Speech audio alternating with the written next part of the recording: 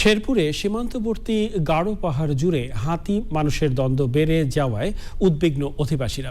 ভাইরালের নেশায় বন্য হাতিকে উত্ত্যক্ত করায় আরও ঘনীভূত হচ্ছে সংকট। বন্য হাতির আক্রমণে ক্ষতি হচ্ছে ক্ষেতের ফসল, ঘরবাড়ি, ঘটছে প্রাণহানির ঘটনাও। সংকট নিরসনে পাহাড়ে খাদ্য ভাণ্ডার তৈরি সহ গাঢ় পাহাড়কে বন্য হাতির অভয়ারণ্যে ঘোষণার দাবি সংশ্লিষ্টদের।